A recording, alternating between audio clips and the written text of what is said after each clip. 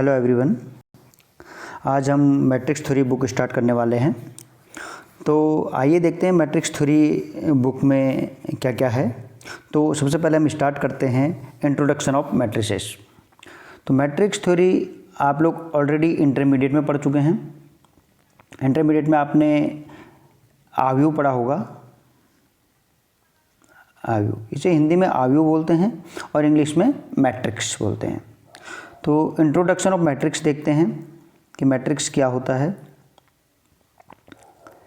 Definition है हमारे पास, a rectangular arrangement of mn numbers in m rows and n columns. एक rectangular arrangement है हमारे पास जिसमें हमारे पास mn टोटल नंबर्स कितने हैं, m इंटू n। इन m रोज कितनी है हमारे पास, m रोज हैं।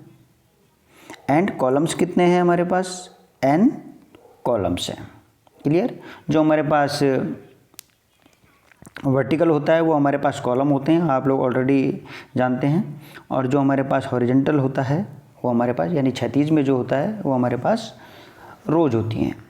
तो हमारे पास m रोज हैं एंड n कॉलम्स हैं and enclosed with in A bracket.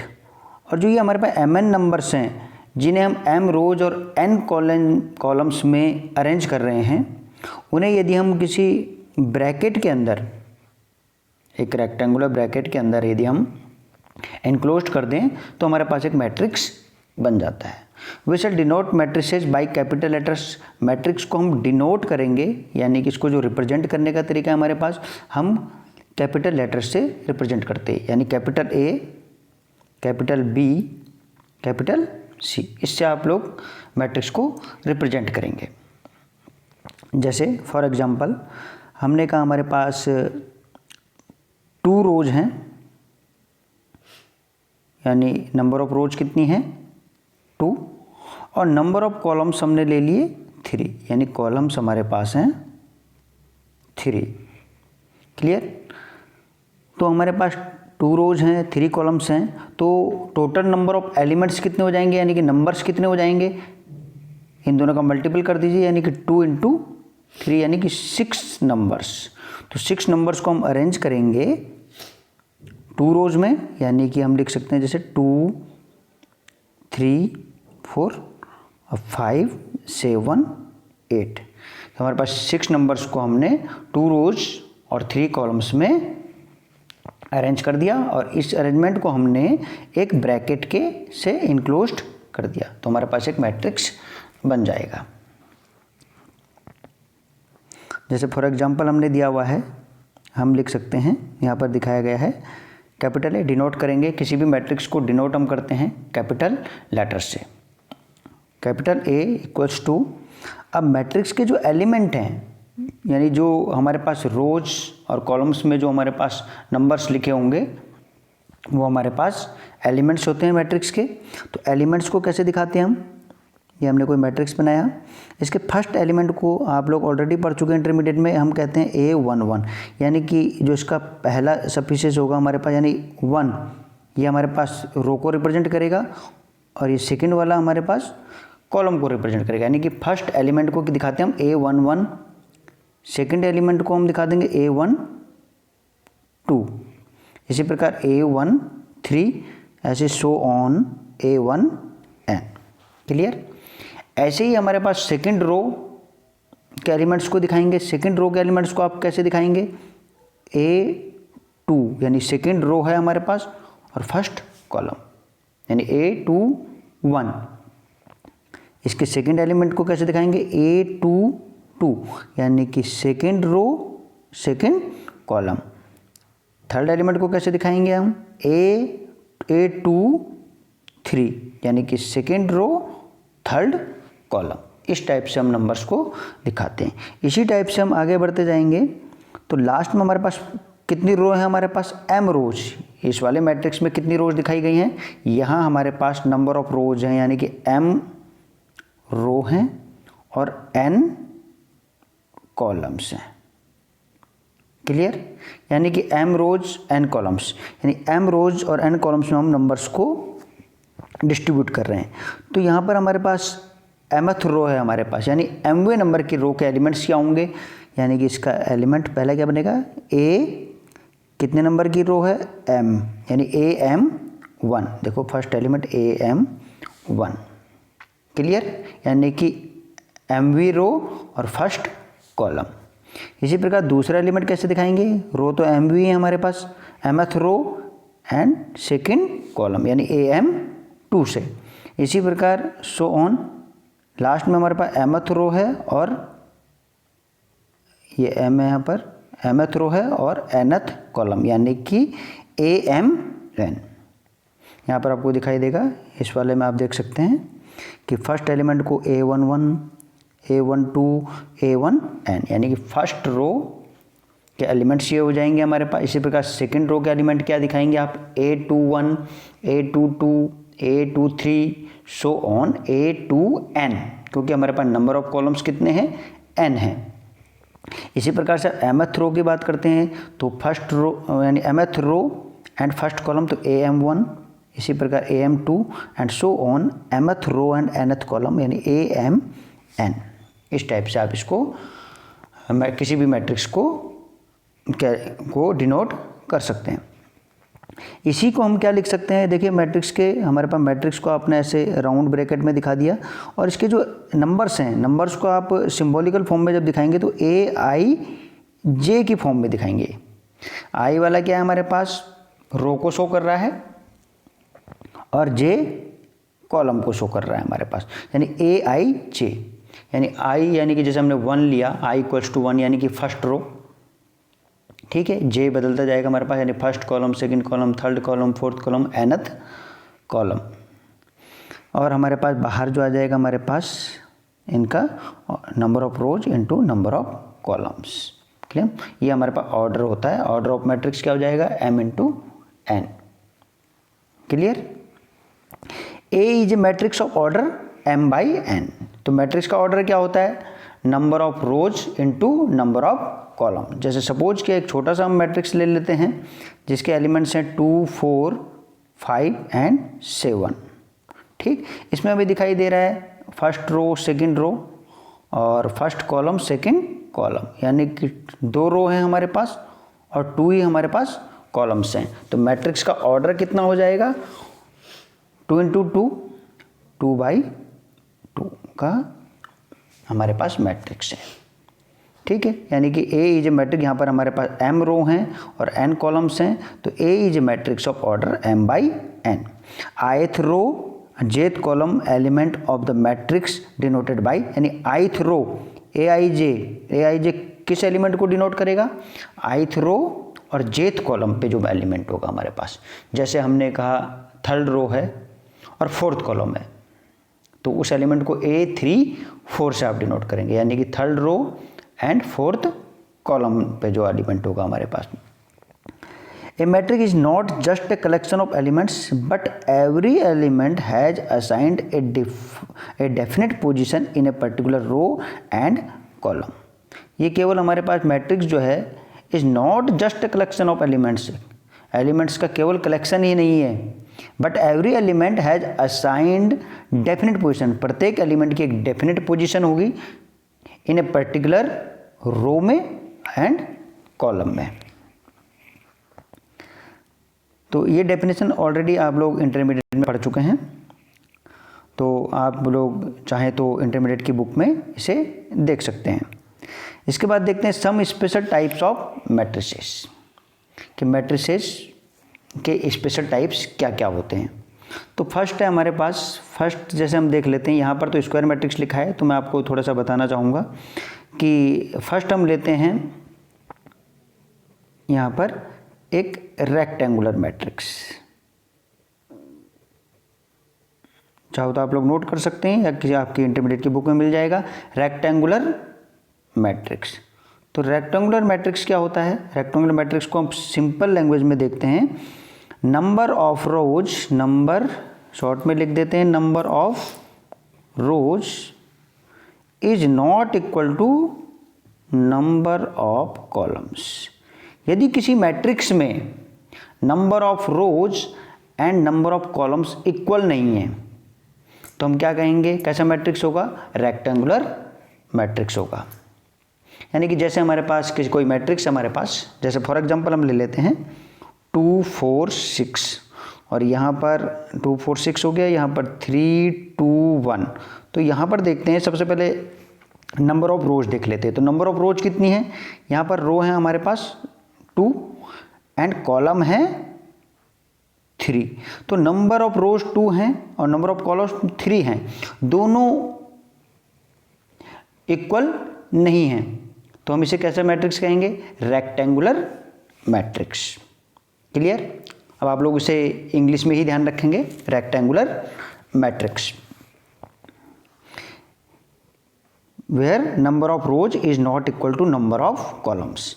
यानी कि जहाँ जिस किसी भी मैट्रिक्स में रो की संख्या और कॉलम की संख्या अलग अलग हो, वहाँ पर हमारे पास हो जाएगा रेक्टेंगुलर मैट्रिक्स।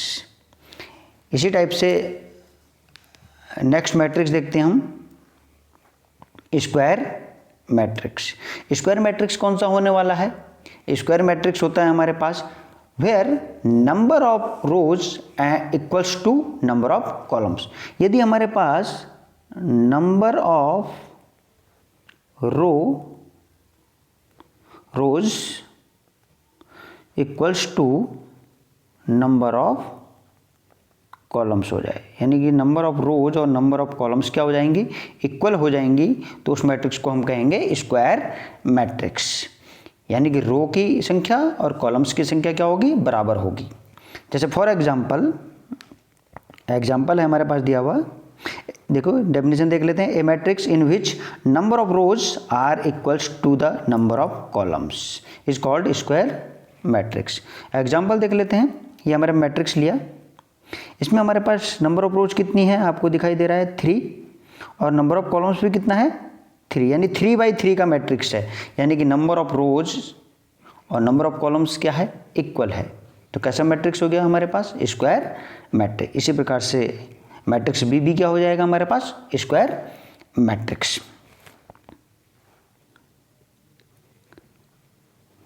इसके बाद देखते हैं डायगोनल मैट्रिक्स, इसको बोलते हैं डायगोनल मैट्रिक्स।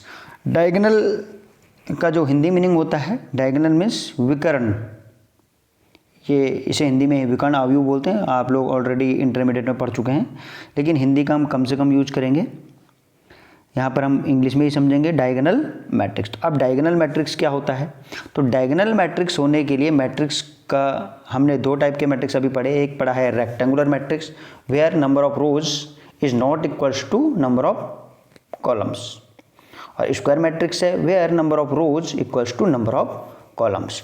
तो डायगोनल मैट्रिक्स होने से पहले कोई भी जो डायगोनल मैट्रिक्स है वो पहले स्क्वायर मैट्रिक्स जरूर होगा। तो सबसे पहले स्टार्ट हो जाएगा हमारे पास ए स्क्वायर मैट्रिक्स, यानी कि मैट्रिक्स कैसा होना चाहिए, डायगोनल होने के लिए मैट्रिक्स का स्क्वायर मैट्रिक्स होना जरूरी है। तो a square matrix is called diagonal matrix. कोई भी स्क्वायर मैट्रिक्स हमने ले लिया वो डायगोनल मैट्रिक्स होगा if each of its non diagonal elements is 0।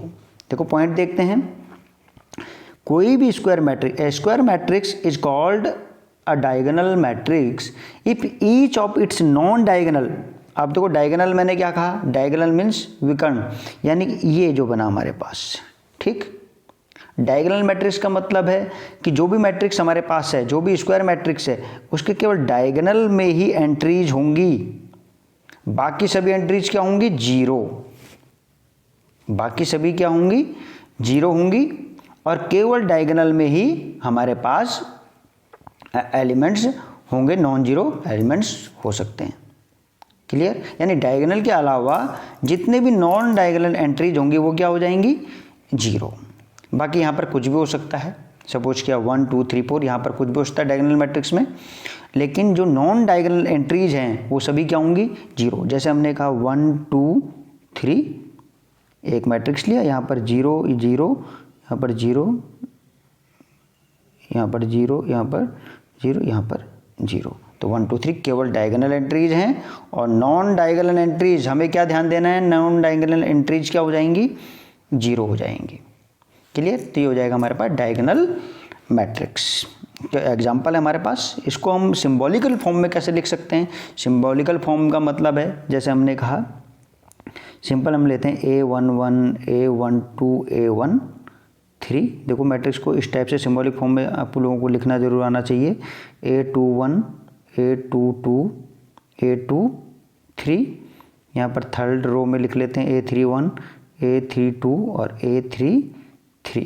अब हमने कहा मैट्रिक्स डायगोनल कब होगा, जब डायगोनल एंट्रीज के अलावा जितनी भी एंट्रीज हैं, डायगोनल में ये एलिमेंट्स है, इन एलिमेंट्स के अलावा जितने भी अदर एलिमेंट्स हैं वो सब क्या होने चाहिए, जीरो। ये सब क्या हो जाएंगे, जीरो। और ये एलिमेंट्स कुछ भी हो सकते हैं, डायगोनल में जो एलिमेंट्स हैं वो कुछ भी हो सकते हैं, जीरो भी हो सकते हैं और अदर देन जीरो भी हो सकते हैं। मीन्स इसको सिंबॉलिक फॉर्म में कैसे लिखेंगे, देखिए, यानी कि Aij, अब देखो सिंबॉलिक फॉर्म में लिखना शुरू करते हैं इसको। हमने कहा A11 यानी कि जो डायगोनल एलिमेंट है, डायगोनल एलिमेंट क्या क्या होते हैं, A11 A22 A33, जहाँ पर रोज और कॉलम्स इक्वल हो जाते हैं वो होती है हमारे पास डायगोनल एलिमेंट्स। इसी प्रकार से A44 सो ऑन, आगे चलते जाओगे तो ANN, ये हमारे पास डायगोनल एलिमेंट्स हैं।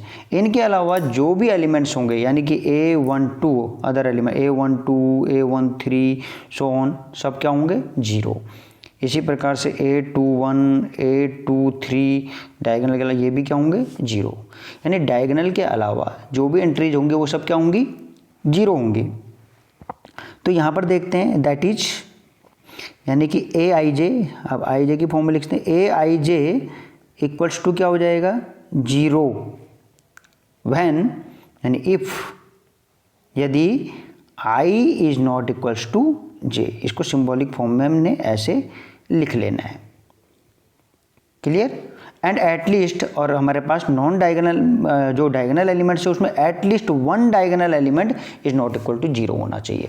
यानी कि अब जो डायगोनल एंट्रीज जो बचती हैं इसमें कम से कम एटलीस्ट, अदरवाइज ये जीरो मैट्रिक्स बन जाता है। तो यहाँ पर एटलीस्ट एक एलिमेंट ऐसा होना चाहिए जो नॉन जीरो हो, क्लियर। तो सिंबॉलिक फॉर्म में क्या लिखेंगे, Aij, इसको समझते हैं, Aij इक्वल्स टू जीरो। इसकी वैल्यू क्या होगी, यानी ये एलिमेंट जीरो हो जाएगा when I is not equals to j। यानी कि अब देखते हैं जहाँ पर I और j इक्वल ना हो, जैसे हमने कहा A12, देखो I और j क्या है, I 1 है, j कितना है 2, यानी ये जीरो हो जाएगा।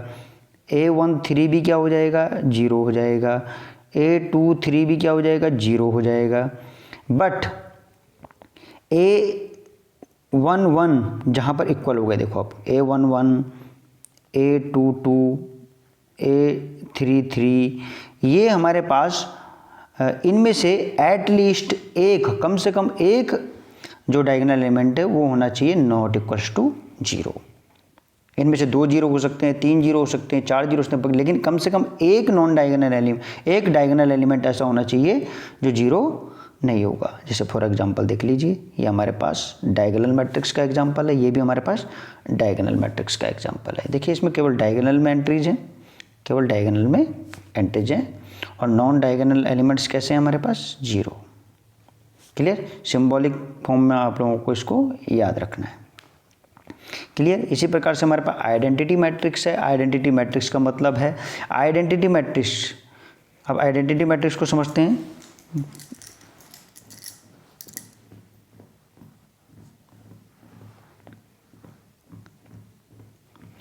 ए diagonal matrix whose diagonal elements are equals to 1।